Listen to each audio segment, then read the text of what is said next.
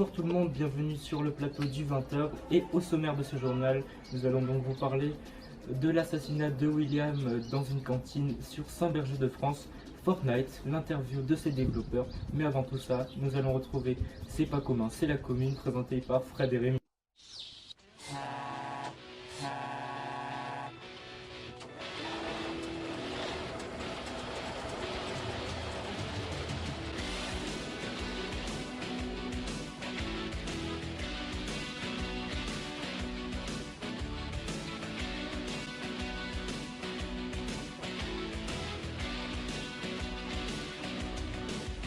Salut Rémi, tu sais où je suis? Je suis au Pharo, le lieu de mort de Gaston Crémier. Allez, viens, je t'emmène.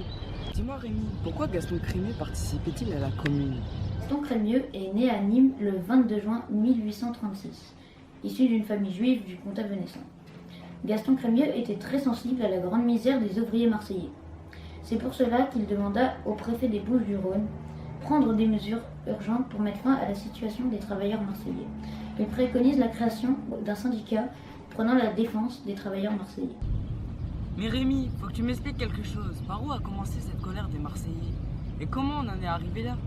19 juillet 1870, la guerre contre la Prusse est déclarée. Les défaites de l'armée de Napoléon III à Fort-Barre et Froschwiller ont provoqué la colère des Marseillais. Des manifestations ont lieu à la préfecture et à la mairie. Les insurgés doivent rapidement capituler. Le 27 août 1870, le premier conseil de guerre condamne 14 insurgés. Gaston Crémieux, qui a pris part au soulèvement, sera condamné à 2 ans de prison, mais la proclamation de la République, le 4 septembre 1870, va le délivrer de sa peine. Crémieux n'a donc pas pris part directement aux journées révolutionnaires. Le 31 janvier 1871, c'est la fin de la guerre entre la France et la Prusse. Le 13 février, l'Assemblée nationale s'installe à Bordeaux dans le Grand Théâtre. Gaston Crémieux assiste à la séance du haut des tribunes. Garibaldi veut parler pour résilier le mandat dont Paris l'a erroné. Il est malade. Le 13 février, l'Assemblée nationale s'installe à Bordeaux dans le Grand Théâtre. Gaston Crémieux assiste à la séance du haut des tribunes.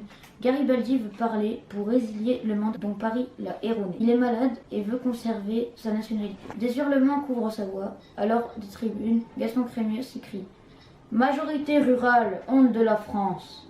Les tribunes applaudissent. Le 4 avril, des navires de guerre arrivés de Vincennes envahissent le port. Plus tard, des fermiers placés dans les hauteurs de la ville à Notre-Dame-de-la-Garde bombardent la préfecture pendant 7 heures. Après les événements du 4 au 5 avril, Crémieux est emprisonné au Fort Saint-Nicolas, juste derrière. Pendant son séjour en prison, il va commencer à écrire sa pièce de théâtre, Le 9 Thermidor. Dans la soirée du 7 avril, Gaston Crémieux est arrêté chez le gardien du cimetière juif où il était réfugié. Il est incarcéré au Fort Saint-Nicolas. Le procès des insurgés de la commune de Marseille débute le 12 juin 1871. Gaston Crémieux, dans sa prison, se consacre à la rédaction de sa pièce de théâtre, Le 9 Thermidor, ou La mort de Robespierre, drame en 5 actes en vers. À peine arrivé, il s'adresse au peloton d'exécution. Mes amis, j'ai une recommandation à vous faire. Comme il est probable que mon corps sera rendu à ma famille après l'exécution, je vous prie de ne pas me défigurer. Visez droit au cœur, je vous montrerai ma poitrine, ayez du courage comme j'en ai. Il se place devant le peloton. Commandant, feu, écrit Vive la République et tombe à la renverse. Gaston Crémieux est mort. Aïe, coup dur pour Guillaume.